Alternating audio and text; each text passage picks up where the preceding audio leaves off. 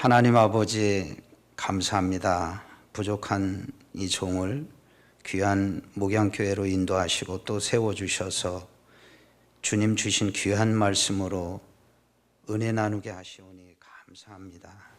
이 시간 성령께서 충만한 은혜로 함께하여 주시옵소서. 예수님의 이름으로 기도드렸사옵나이다. 아멘. 우리가 오늘 세 가지 말씀을 나누고자 하는데 믿음의 역사, 오늘 데살로니가전서 1장 3절에서 4절 말씀의 핵심은 세 가지입니다.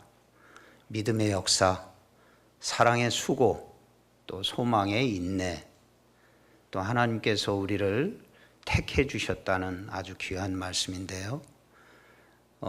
제가 이 말씀을 증거하기 위해서 준비를 하면서 어떤 말씀을 여러분들과 함께 은혜를 나눌까 이렇게 기도하며 준비를 했습니다. 우리가 믿음의 역사 하면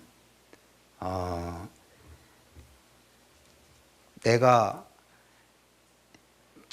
자신이 믿음을 갖는 것으로 이렇게 착각할 때가 많이 있습니다. 저 역시도 그렇게 착각하면서 살았던 적이 있었는데요. 우리가 믿음은 본인의 어떤 믿음이 아니라 하나님께서 주시는 그런 축복이고, 또 믿음은 사도 바울께서 말씀하신 대로 행함으로 나는 거고, 또 믿음은 행함이 없으면 죽은 믿음이다 이렇게 말씀하셨습니다. 우리가 이 히브리서 말씀에 보면 히브리서 11장 1절에 믿음은 바라는 것들의 실상이요 보이지 않는 것들의 증거니라는 그런 말씀이 있습니다. 실상이라는 말이 뭔가요? 실상은 우리가 확신하는 말, 또 믿음을 가지면 우리가 바라볼 수 없는 것을 바라보게 되는 그러한 능력이 생깁니다. 믿음이라는 것은 우리가 100%일 때 믿음인 거지 99%만 하더라도 그건 믿음이 아닙니다. 우리가 살면서 이렇게 보통 볼 수 있는 거가 있죠.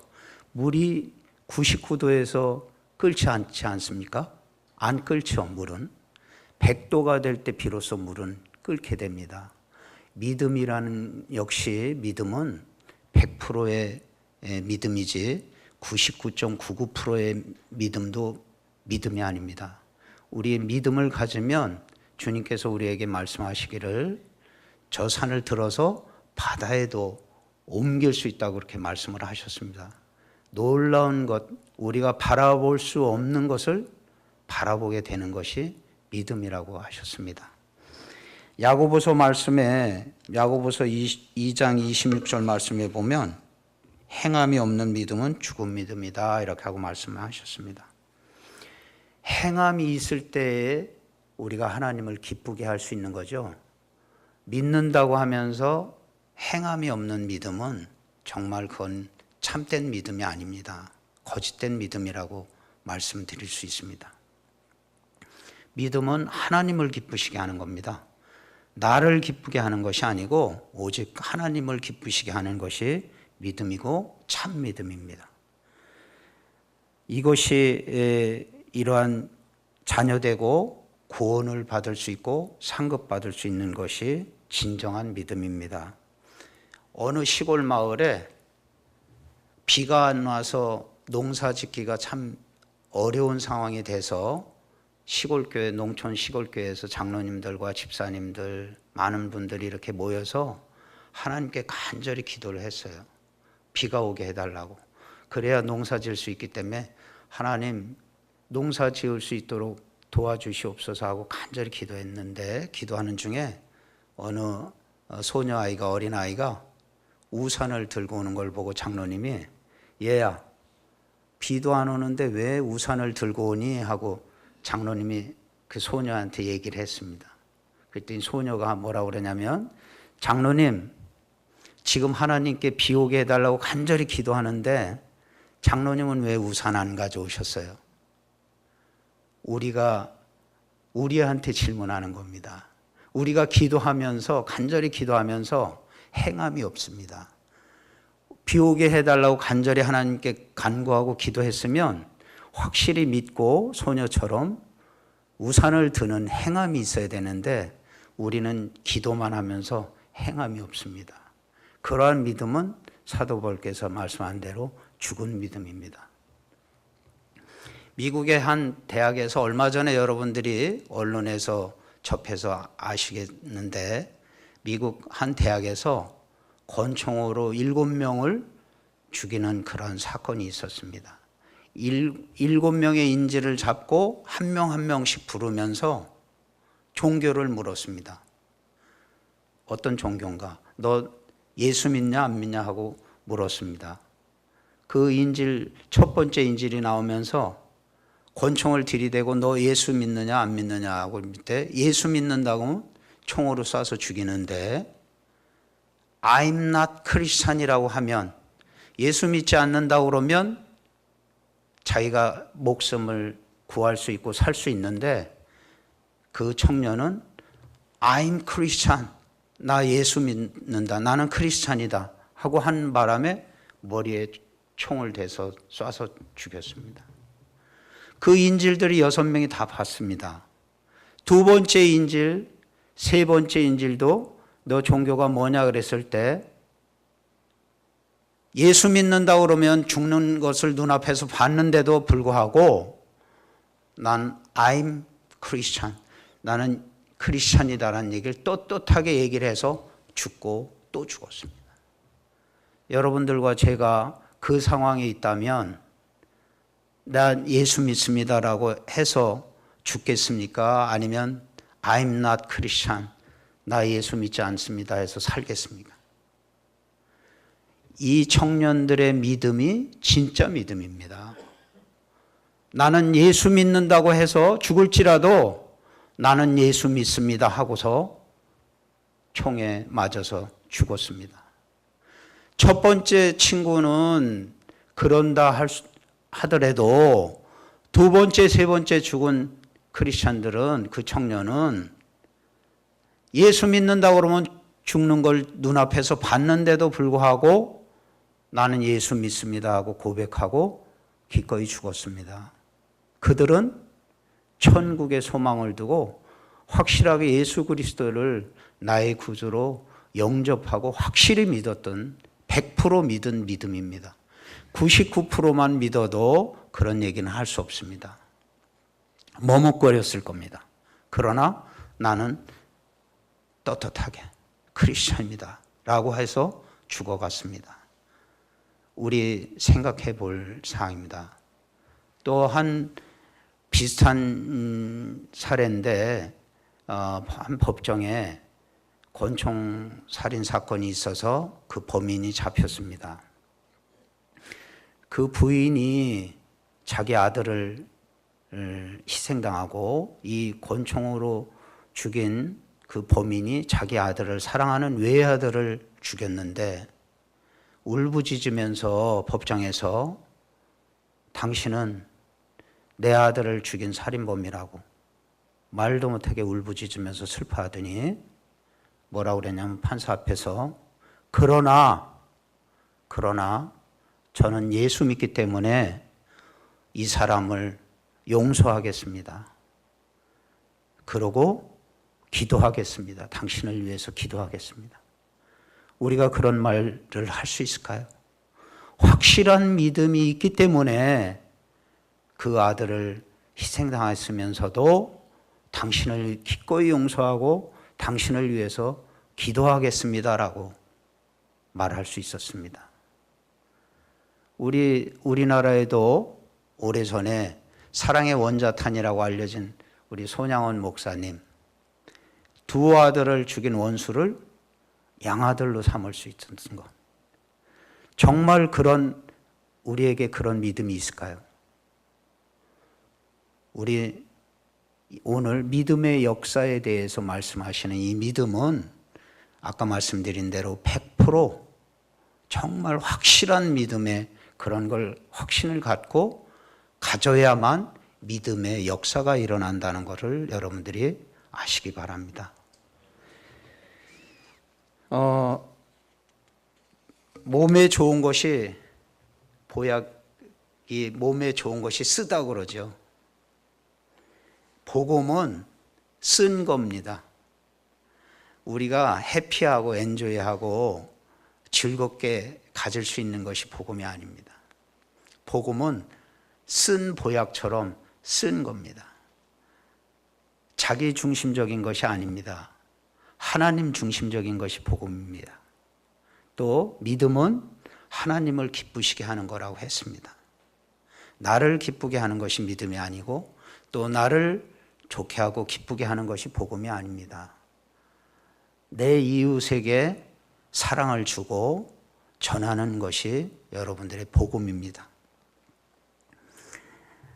또 복음을 우리가 받아야만이 우리의 정말 수많은 죄를 사함받을 수 있습니다.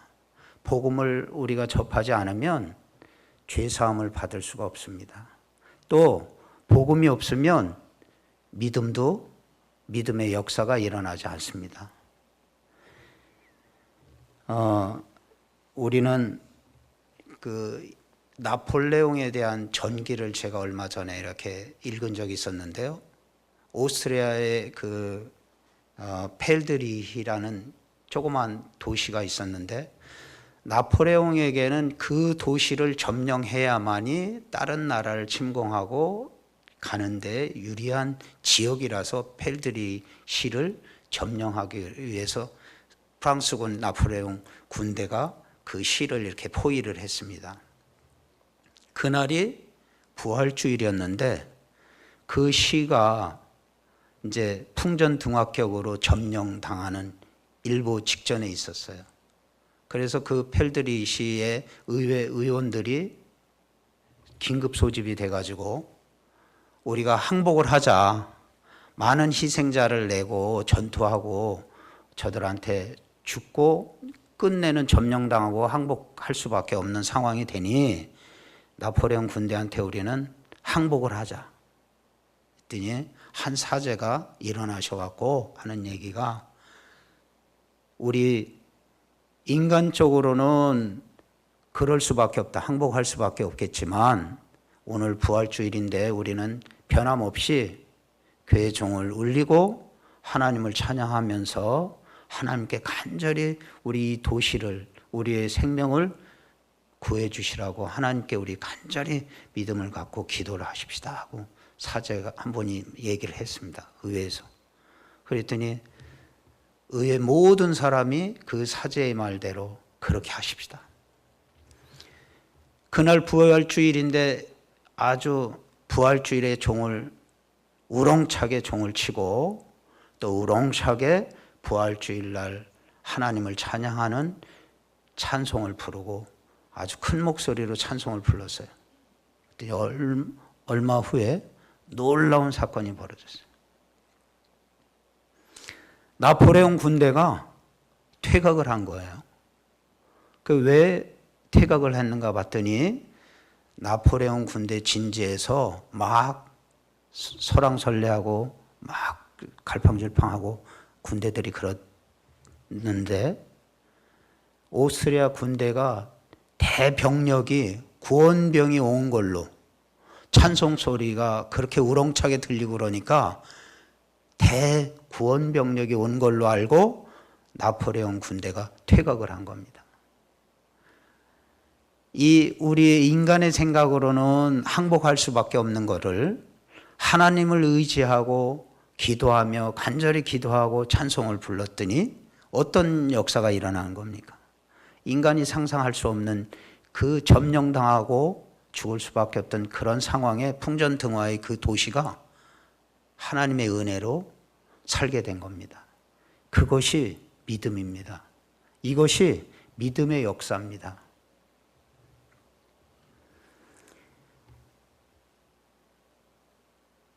믿음에 대해서 우리가 한번 더 제가 이 말씀을 믿음에 대한 걸 말씀드리고 싶은데 여기서도 많은 이 책을 읽어보신 분들이 계실 건데 인디언 기우제라는 책이 오래전에 베스트셀러였던 적이 있었습니다. 인디언 기우제. 그 책에 보면 미국 아리조나 사막에 호피 인디언이라고 살고 있습니다. 호피 인디언. 그 호피 인디언이 600년을 살아온 것을 너무 신기하고 해서 예일 대학의 교수분이 그 호피 인디언에 대한 생존한 그 법칙에 대해서 600년을 어떻게 살아왔는가, 이 열악한 사막, 아리조나 사막에서. 우리가 옛날에 서부 영화 여기 계시면 우리 저 남선교회 원로 많은 여러분들이 60 이상 되신 분들이 꽤 많으신데, 우리 자랄 때 아리조나 카우보이 서부 영화 다들 보셨잖아요, 그죠? 그 열악한 풀이 제대로 없고 열악한 그런 아리조나 사막에서 호피 인디언이 600년을 존재하고 살아왔어요. 어떻게 살아왔나? 그걸 이제 예일 대학의 교수가 연구를 했는데, 그 연구 논문 발표가 이제 그 인디언 기우제에 이제 들어있는 내용이었습니다. 호피 인디언은 기우제를 지내면 단 1%의 실패가 없다. 완전한 100%의 성공이다 라고 그 책에 있습니다.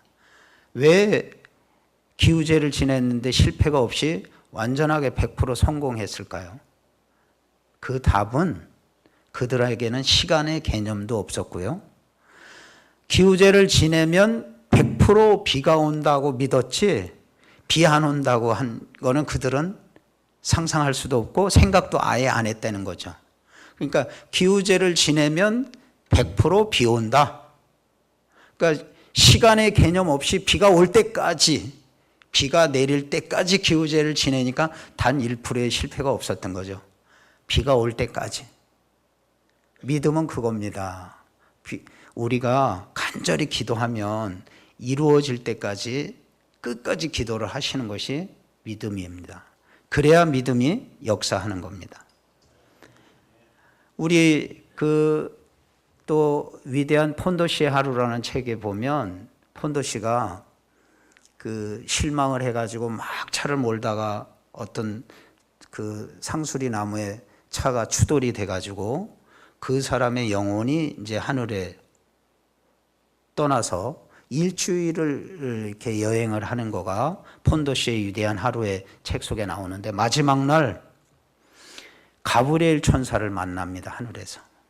가브리엘 천사가 이렇게 여기저기 이렇게 안내를 하는데, 하늘에 끝도 없는 아주 귀중하고 훌륭한 물품들이 끝도 없이 많이 쌓여 있는 곳에 가서 폰도시를 이렇게 가브리엘 천사가 안내해서 보여주는데, 폰도시가 그랬어요. 가브리엘 천사한테, 이 귀한 물건들이, 세상에도 없는 귀중하고 귀한 물건들이 여기 쌓여 있는데 이것들이 다 어떻게 된 건가요? 하고 가브리엘 천사한테 물었습니다. 그랬더니 가브리엘 천사와 하는 말이, 세상에서 하나님께 간절히 소망하고 간절히 기도하면서 구해서 하나님께서 그 기도의 힘으로 이렇게 해서 세상에 그 기도의 응답으로 내려보내 주는데, 기도가 중간에 끊겨서 머무른 거래.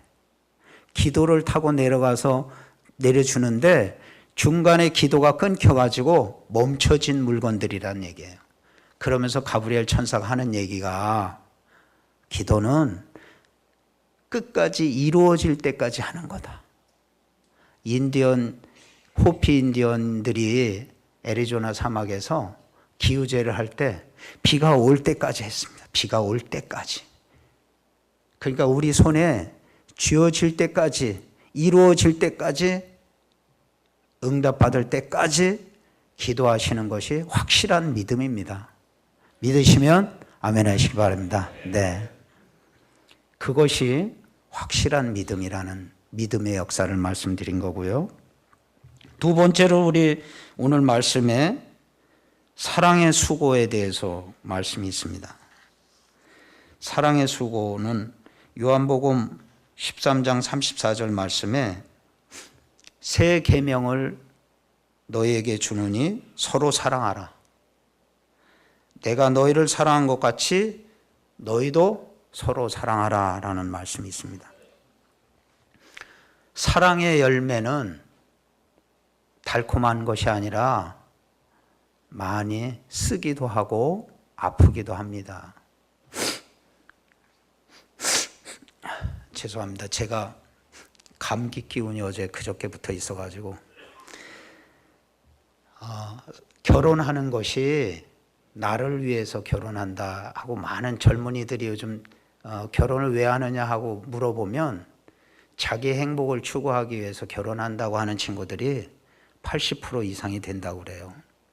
근데 결혼은 자기를 위하는 것이 아니라 사랑하는 사람에게 내가 평생 저 사람을 행복하게 해줘야 되겠다라는 것이 결혼인 건데, 내가 내 자신이 행복하기 위해서, 나를 위해서, 그것은 사랑이 아닙니다. 상대를 위한 진정으로 그 사람을 사랑하기 때문에 행복하게 해주기 위해서 결혼하는 겁니다. 하나님께서는 우리 얼마나 사랑하셨습니까? 예수 그리스도, 독생자 예수 그리스도를 우리를 사랑했기 때문에 이 세상에 보내셔서 십자가에 달려 죽게끔 우리 죄를 대속해서 대신 지시고 돌아가시게끔 한 엄청난 사랑을 하신 거죠. 죽기까지. 사랑은 죽기까지 사랑하는 거랍니다. 한 농촌에 전도사님이 조그마한 시골 농촌에 이렇게 부임을 하셨어요. 성도들이 몇 안 되는데 한 여자 집사님이 전도사님께 찾아와서, 전도사님, 우리 남편을 예수 믿고 구원받게 해주세요. 제가 평생 기도하고 있는데 예수 안 믿어요. 전도사님, 꼭 우리 남편을 예수 믿고 구원받게 해주세요. 같이 기도해 주세요. 열심히 어느 날 기도하고 있는데, 그 집사님의 남편을 위해서 기도하고 있는데 쿵쿵쿵쿵 막 이렇게 교회 문을 두들겨요. 누군가 하고서 이제 문을 열었더니 그 부탁한 여자 집사님의 남편이 와서 교회를 두들기는 거예요. 아니, 어쩐 일이세요? 반가운 마음에 그랬더니, 전도사님 잠깐만 나와보세요. 그래. 그 왜요? 잠깐만 빨리 나와보시라고. 그래서 데려가는 대로, 안내하는 대로 이렇게 쫓아갔더니 그 집에 닭장 앞에로 데려가는 거예요. 닭장 앞으로. 그 닭장 앞에 가더니, 전도사님 저기를 좀 유심히, 저 닭을 좀 보세요. 닭을 유심히 쳐다보라고 그래서 유심히 쳐다보니까 닭의 다리 밑에서 붉은 피가 이렇게 흘러. 그 유심히 계속 보고 있는데 그 밑에서 삐약삐약 하면서 병아리들이 부화가 돼가지고 새끼가, 병아리가 나오는 거예요. 삐약삐약 하면서 나와, 다리 밑에. 조금 있으니까 그 닭이, 알을 품었던 어미 닭이 푹 하고 쓰러져. 농부가 하는 얘기가, 농부는 그런 걸 자주 봤겠죠. 전도사님 이제 처음인 거예요. 전도사님, 저 어미 닭이요, 병아리를, 이 알을 부화시키기 위해서 막판에 이제 부화될 시점에 있으니까 너구리한테 자기 살을 뜯겨 먹으면서까지도 끝까지 견디고 병아리를 자기 새끼를 부화를 시키고 저렇게 쓰러졌습니다. 농부가 그런 얘기를 해요. 됐다. 하나님께서 나에게 기회를 주시는구나. 이 사람을 예수 믿게끔 기회를 주시는구나 하면서 전도사님이 이런 얘기를 했어요. 저 닭이, 말 못하는 저 미물의 짐승 닭도 자기 새끼를 부화를 시키기 위해서 막바지의 말씀대로 너구리한테 뜯어먹히면서까지도 견디고 알을 부화시켰듯이, 예수 그리스도께서 십자가에 달려서 피 흘리고 물까지 다 쏟으시면서 죽으시기까지 하면서 집사님 집과 나를 위해서 예수 그리스도께서 그 고난을 끝까지 받으셨습니다. 하늘의 천군 천사를 동원해서 다 물리칠 수도 있었지만 당신의 죄와 나의 죄를 위해서 대속하고 용서하시기 위해서, 살리시기 위해서, 저 병아리를 부활시키기 위해서 어미가 피를 흘리면서 자기 살을 뜯겨 먹으면서까지 견뎠듯이 예수 그리스도께서 우리를 위해서 십자가에 달려 돌아가셨습니다. 그러니 예수를 우리가 믿어야 됩니다. 그 여자 집사님의 간절한 기도의 응답으로 그 농부가 신랑이 예수 믿게 됐다라는 얘기가 있습니다. 사랑은 그겁니다. 죽기까지. 예. 내가 나를 위해서, 행복을 위해서 사랑하는 것이 아니고 내가 아끼고 사랑하는 사람을 위해서 진정으로 사랑하는 거고, 그 사람의 행복을 위해서 정말 열심히 기도하고 또 함께 하는 것이 진정 사랑하는 겁니다. 우리 믿는 사람들은 딴 사람들하고, 믿지 않는 사람들하고 완전히 다릅니다. 왜? 하나님이 사랑이시라고 그러셨죠. 사랑의 본체이시죠. 우리는 하나님의 형상을 닮았고 또 하나님께서 우리에게 사랑을 주셨습니다.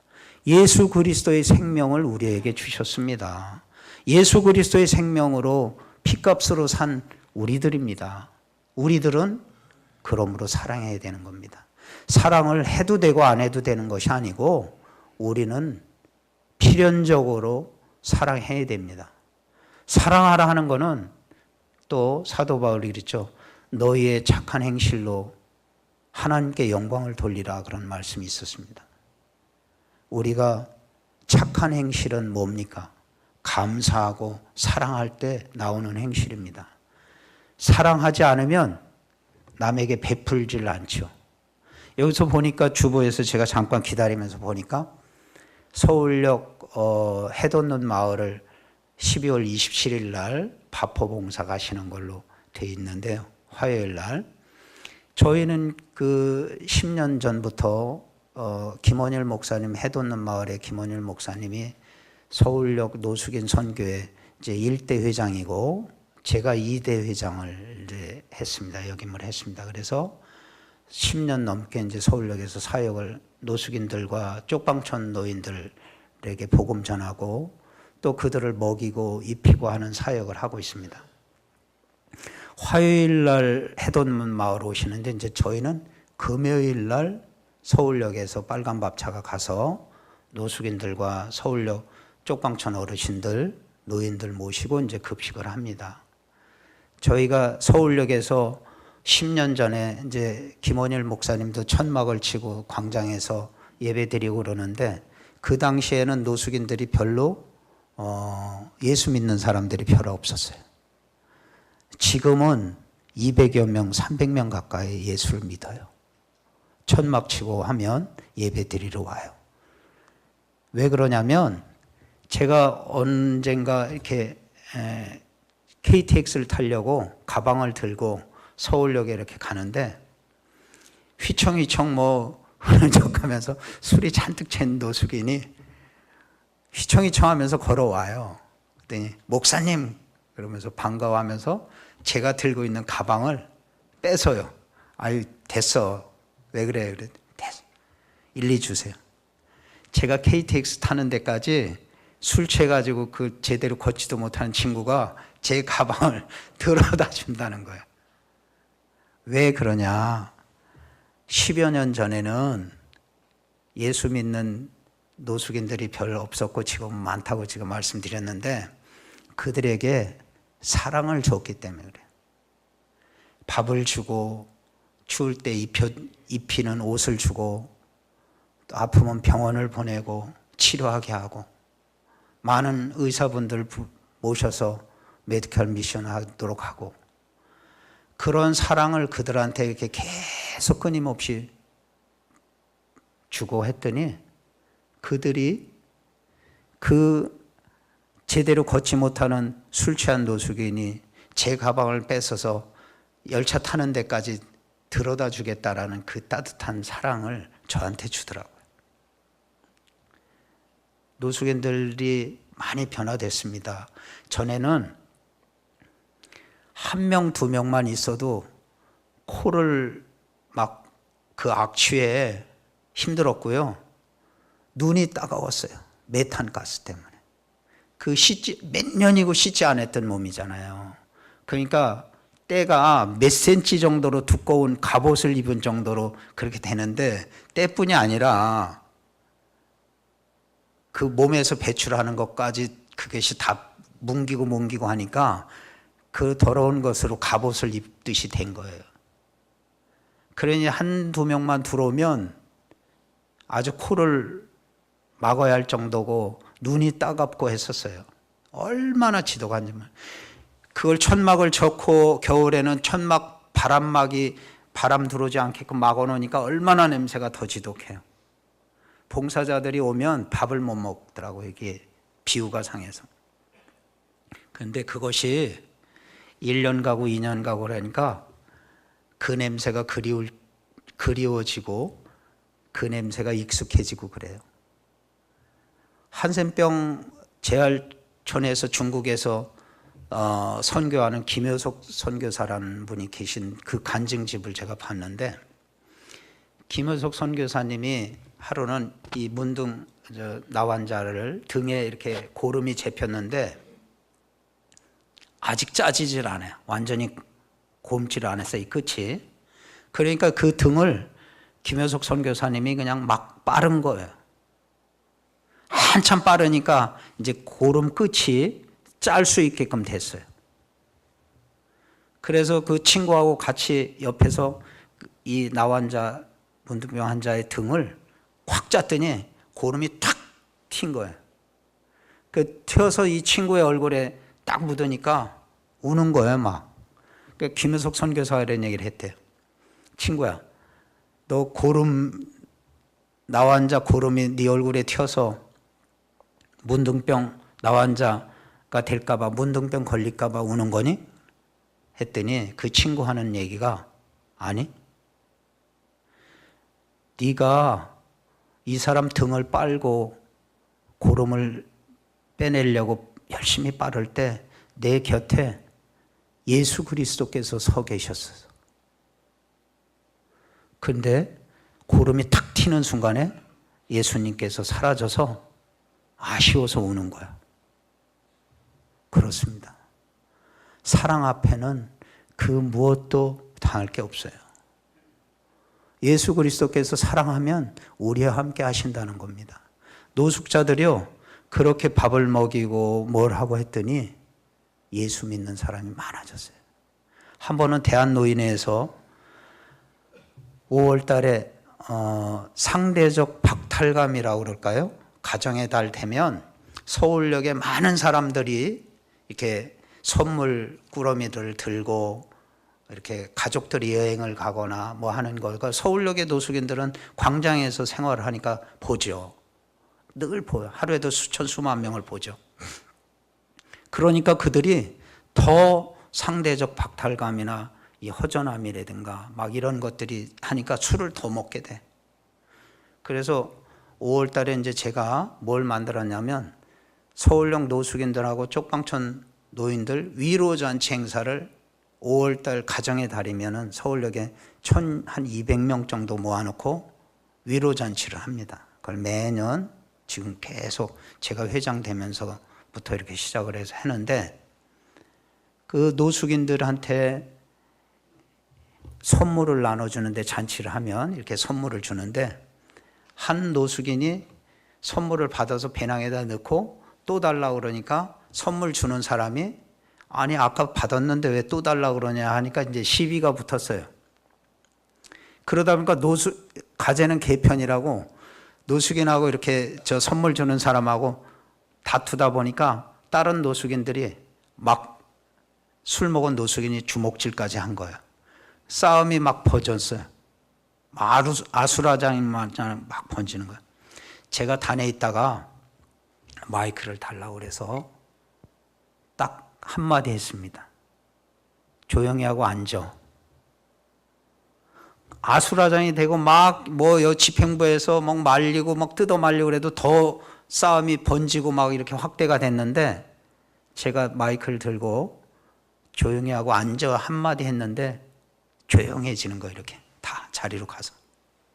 그러니까 대한노인에 있던 임원들이 저한테 목사님이 한마디 했는데 이렇게 조용해지는데 우리 막 가서 말리고 뭐 별짓을 해도 안 되던데 목사님 한마디에 이렇게 순한 양처럼 조용해져요.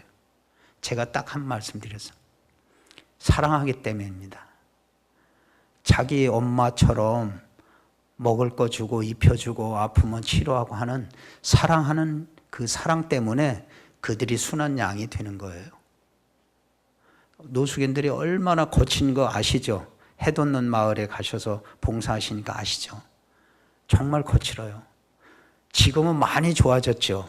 전에는 그냥 뭐 계속 술 먹고 뭐 식판으로도 때리고 뭐 밥 뒤집어 엎고 뭐 별짓을 다 하고 테이블도 막 다 부시고 막 별짓을 다 했어요.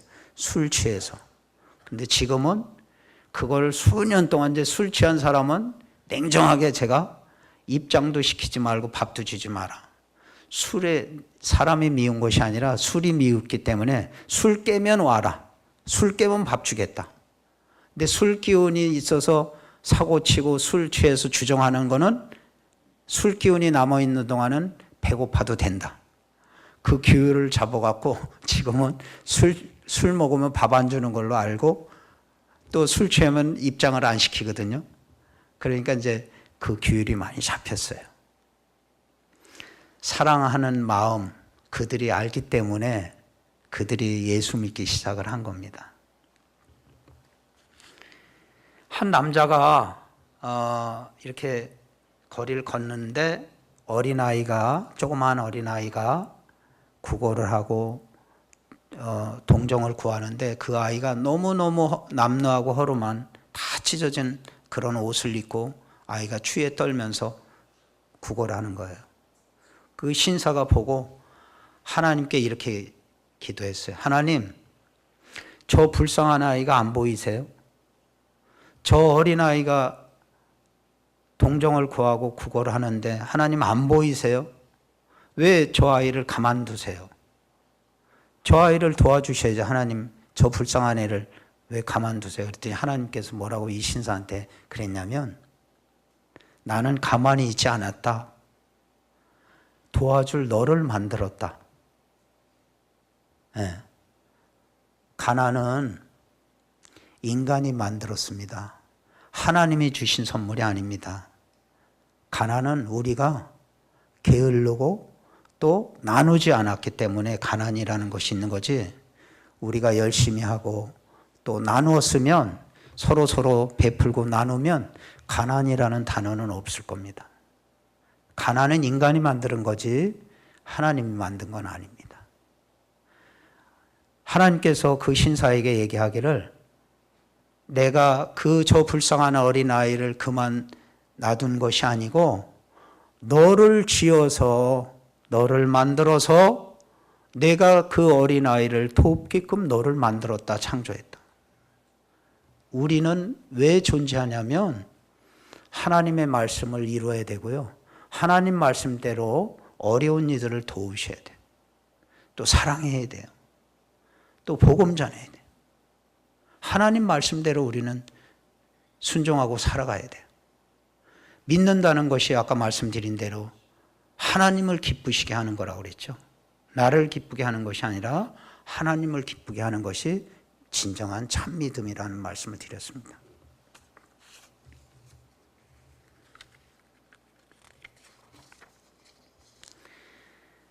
누가복음 6장 38절 말씀에 보면 주라 그리하면 누르고 흔들어 넘치도록 안겨주겠다 이렇게 말씀해 주셨습니다. 베풀어라. 주면 흔들어 넘치도록 너에게 안겨주겠다 이렇게 약속하셨어요. 우리가 말씀 믿으시죠? 그렇죠? 예.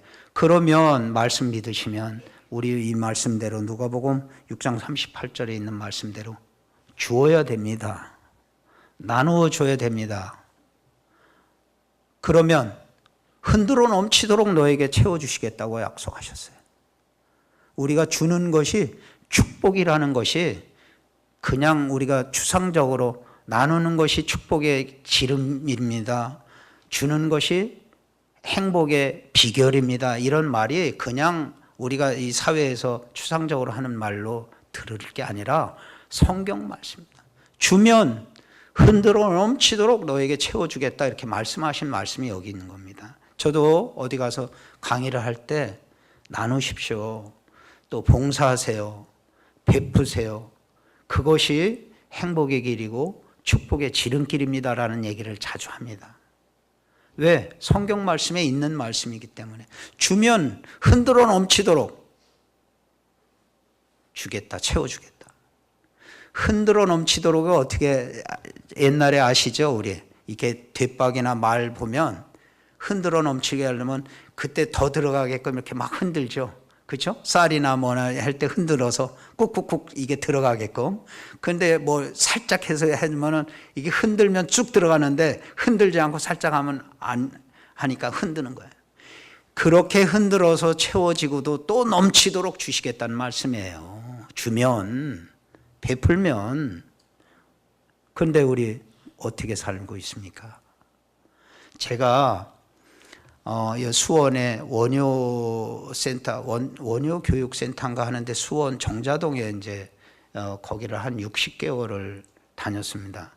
국방부 전역 예정자들이 이제 사회 공헌 교육을 받는 시간이 있는데 제가 한 60기를 일기가 매달 1기, 2기, 3기 해서 이렇게 나오는데 60기를 했어요. 60개월을 하면서 저는 이제 일주일에 2번 가야 되는 걸 그렇게 못 가니까 몰아서 하루에 하게 해주세요. 그래가지고 3시간을 제가 가서 90분 강의를 제가 2번 그렇게 해서 10분 쉬고 그렇게 하는 걸로 해가지고 90분 강의를 하고 3시간 강의를 하루 가면 합니다. 그걸 60개월을 했는데 그때 제가 그들한테 뭐라고 그랬냐면 눈을 다 감으세요. 그리고 눈 뜨지 마시고 눈 감고 봉사를 한두 번 그렇게 한 봉사 말고 오랜 동안 최소한 몇 년 이상 봉사하신 분, 또 어디다 후원하는데 1,000원도 좋고 10,000원도 좋고 5,000원도 좋은데 크리스마스 때 뭐 연말연시 불우이웃돕기에 이렇게 뭐 자선남비에 돈 넣고 그런 거 얘기하지 말고 몇 년 꾸준히 후원하고 계신 분, 꾸준히 봉사하고 계신 분 손 들어보세요 하고 눈 감고 손 들어보더니 여기는 할 필요 없죠. 우리 교회니까 다 하시는 분들이니까. 근데 거기서 손 들어보라고 그랬더니 제가 60개월을 하는 동안에 1% 채 안 돼요. 1%. 믿지 않는 사람들이 많기 때문에. 근데 믿는 사람들도 이 말씀에 주라 그러면 내가 흔들어 넘치도록 채워주겠다 하고 말씀하셨는데 그 말씀이 가슴에 없어요. 행함이 없어요. 행함이 없는 믿음 뭐라고 그랬죠? 네, 죽은 믿음이라고 그랬습니다. 행함이 있어야 됩니다. 행함이. 믿음은 뭐라고 그랬어요? 하나님을 기쁘시게 하는 거다. 하나님을 기쁘시게 하려면 행함이 있어야 됩니다. 행함. 행함이 없는 거는 하나님을 기쁘시게 못합니다. 왜? 행함이 없는 것은 죽은 믿음이기 때문에. 죽은 믿음은 하나님을 기쁘시게 못합니다. 살아있는 믿음, 100%의 믿음, 행함이 있는 믿음은 하나님께 영광을 올려드릴 수 있습니다. 그래서 제가 또 국회에서 국회 나눔 포럼에 이제 명예이사장을 맡고 있고 그래서 국회의원들 좀 많은 국회의원들하고 한 자리에 이렇게 제가 강의하는 시간이 있었는데 그때도 수원 원효 교육센터에서 국방부 전역자들한테 했던 것처럼 국회의원들한테도 눈 감고 손 들어보라고 그랬어요. 그랬더니 딱 한 사람 손 들었어요. 정모라는 4선 의원인가 지금 5선 의원인데 도지사도 했죠. 그 사람이 손을 들었어요. 그 사람은 도지사가 되면서 자기의 급여 절반을 자기는 관사에서 도지사 관사에서 생활하기 때문에 절반은 어려운데 세이브 칠드런이다 어려운 시설들한테 그냥 떨어져 나가게끔 자동으로 떨어져 나가게끔 해서 도지사 생활하는 동안 50%를 그렇게 했대요. 그 외에는 찔끔찔끔 기회 때 이렇게 한 건데 계속 주기적으로 수년 이상 한 사람 손들어라 하니까 한 명 손들었어요. 정말 행함이 어렵습니다. 실천하기가 참 어렵습니다. 말은 쉬운데 말은 쉬워요.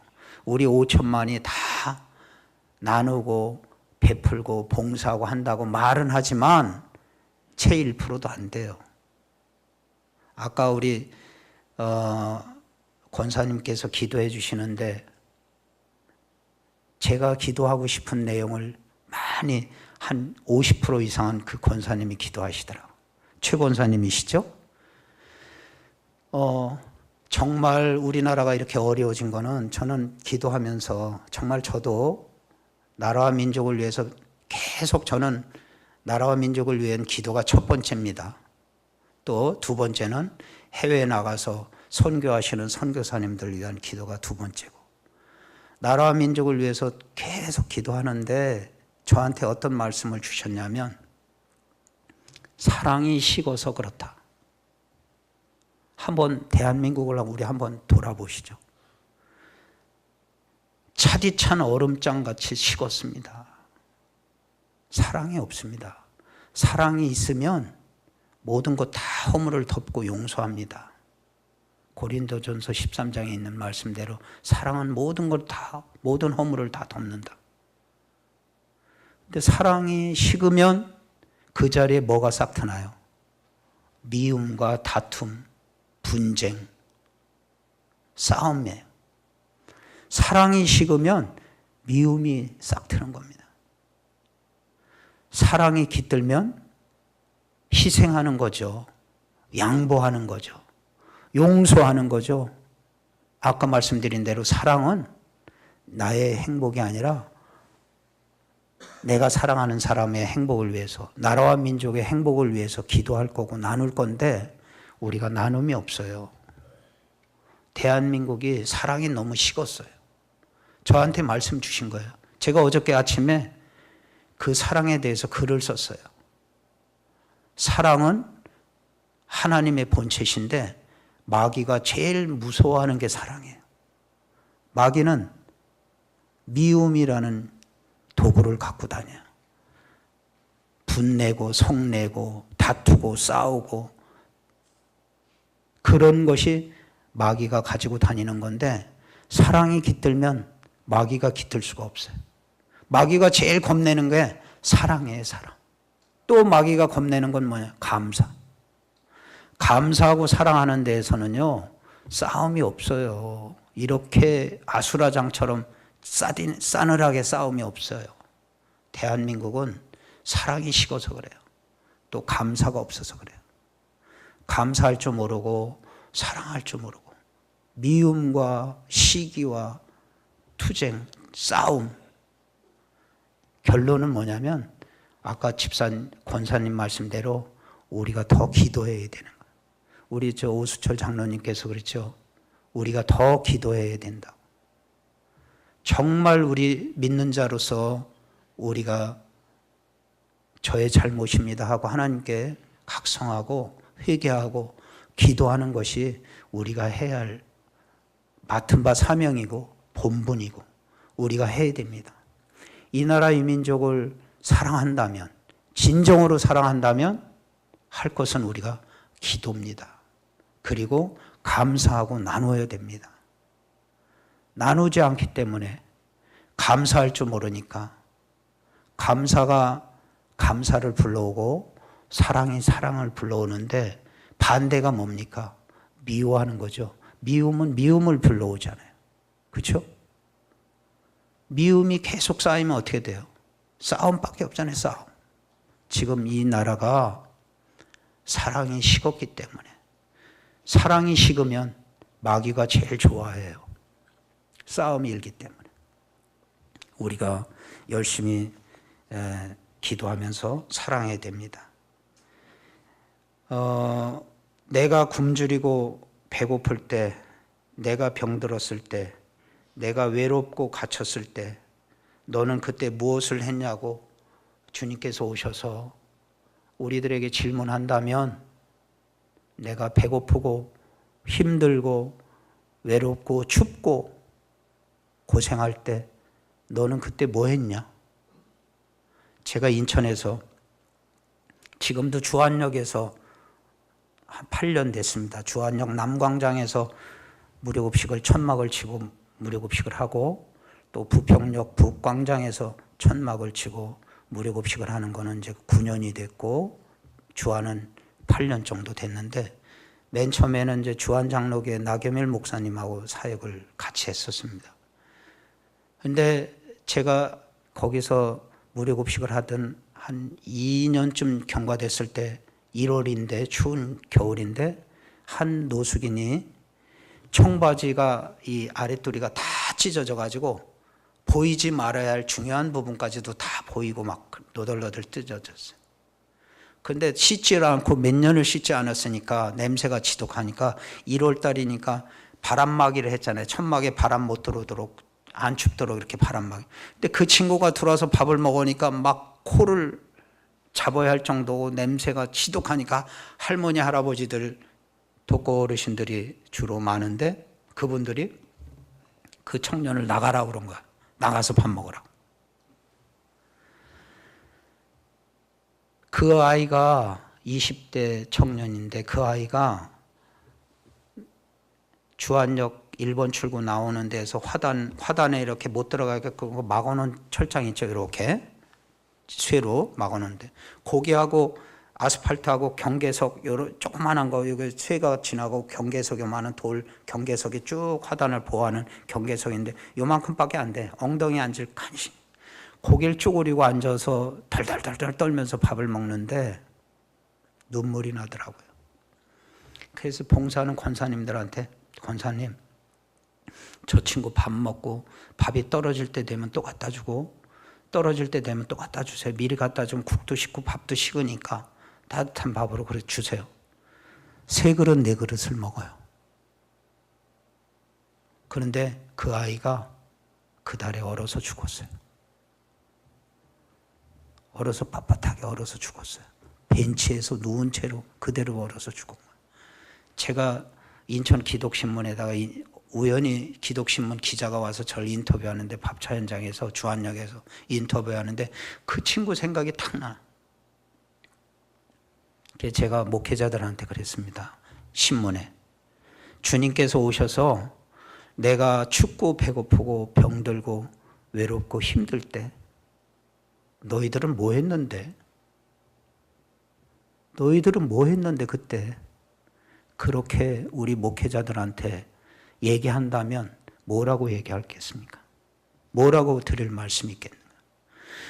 노숙인 한 사람이 역광장에서 빳빳하게 동태가 돼서 얼어서 죽는데 수많은 교회들이 많은데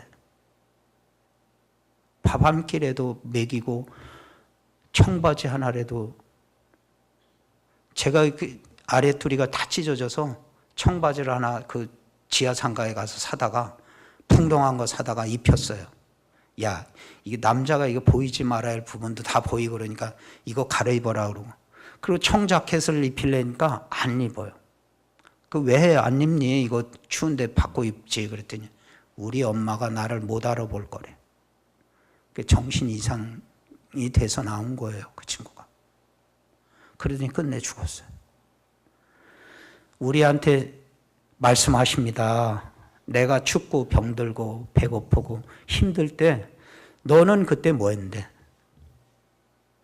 너는 멋있는 음식점에서 멋있는 집에서 따뜻하게 자고 맛있는 밥 먹고 그랬잖아.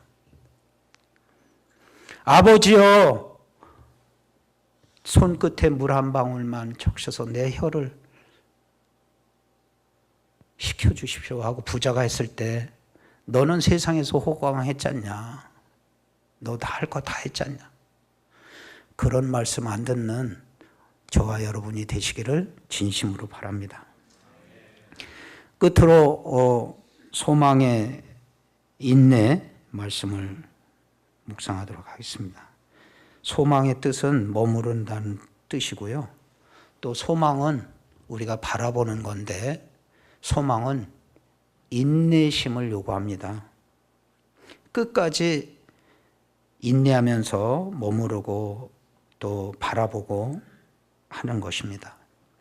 아까 맨 처음 말씀드렸듯이 믿음도 99가 아니라 100%가 돼야 물이 끓듯이 소망의 인내도 열매를 맺으려면 끝까지 인내해야 됩니다. 주기철 목사님을 일본 순사가 평양 산정형교회 앞에 뜰에다가 교인들 다 나오라고 그래갖고 뭘 했냐면 신사참배를 종용을 했는데, 그 신사참배를 안 하면 주기철 목사, 너희들의 담임 목사인 주기철 목사를 널판지에다, 큰 널판지, 긴 널판지에다가 대못을 이렇게 솟게끔 해가지고 저 못이, 수천 개의 못이 올라온 저기를 맨발로 걸어가게 하겠다. 이 육중한 몸이 가면 맨발로 그 못이 솟은 그 널판지 위를 걸으면 어떻게 될까요? 못 하나만 조금만 찔려도 우리 말도 못하게 아프고 못 견디죠. 근데 그 못이 숭숭숭 솟아나 있는 그 널판지를 너희들이 신사참배를 안 하면 주기철 목사를 이 못이, 대못이 솟은 널판지 길을 걷게끔 하겠다. 근데 주기철 목사님 뭐라고 그랬냐면, 우리 주 예수 그리스도께서 우리를 위해서 십자가에 피 흘리고 물까지 쏟으면서 우리 죄를 사해 주시고 우리를 위해서 돌아가셨는데, 죽으셨는데, 저는 기꺼이 신앙을 지키며 저 널빤지 위를 기꺼이 기쁜 마음으로 걸어갈 테니 성도 여러분, 여러분들은 담대히 예수 그리스도를 부인하지 않고 신사참배하지 않고 주 예수 그리스도의 십자가를 붙들고 우리가 담대히 걸어가시기를 바랍니다. 나는 기꺼이 저 널빤지 위를 기쁜 마음으로 걸어가겠습니다. 이렇듯이 주기철 목사님은 소망을, 하늘의 소망을 분명히 가지고 계셨기 때문에 끝까지 견디신 거죠. 우리가 끝까지 견뎌야 소망의 열매를 맺을 수가 있습니다. 스테반 집사도 역시 돌에 맞아 죽기까지 하면서 하늘 문이 열리고 예수 그리스도께서 인자께서 두 팔을 벌리고 계신 모습을 하늘을 보고 스테반 집사가 돌에 맞아 죽으면서까지 저들의 죄를 용서해 달라고 한 것은 하늘의 확실한 소망을 가지고 있기 때문입니다. 우리가 소망의 그런 인내를 갖고 주기철 목사님처럼 또 스테반 집사처럼 정말 우리가 믿음의 역사와 또 사랑의 수고와 소망의 인내를 가지고 사시는 여러분들이 되시기를 바랍니다. 우리가 작은 예수로, 믿는 자로서 작은 예수 그리스도의 향기를 온 세상에 발해야 됩니다. 그러기 위해서는 우리가 사랑의 수고를 하셔야 됩니다. 확실한 믿음을 가지고 예수 그리스도 오직 한 분, I'm Christian, 나를 죽일지라도 나는 예수 믿습니다라는 확실한 믿음, 또한 여러분들이 그런 뜨겁게 사랑하고 나누어주고 베푸는 사랑의 수고와 하늘의 소망을 두시고 소망의 인내를 갖고 사시는 여러분들과 제가 되기를 간절히 소망합니다. 기도하시겠습니다. 하나님 감사합니다. 오늘 귀한 말씀으로 우리가 믿음의 역사와 사랑의 수고와 소망의 인내를 가지고 살면 하나님께서 우리를 택하시고 선택하신다고 하신 말씀을 오늘 묵상했습니다. 하나님 감사합니다. 우리를 하나님의 자녀로 삼아주시고 하나님, 우리가 예수 그리스도를 나의 구주로 영접하고 고백할 수 있도록 하시오니 감사합니다. 우리가 오늘 이 말씀을 가슴에 새기고 행함으로 하나님께 영광 올려드리는 소중하고 귀한 복된 주의 권속들이 되도록 축복하여 주시옵소서. 감사드리오며 거룩하신 예수님의 이름으로 축복하며 기도드렸사옵나이다. 아멘.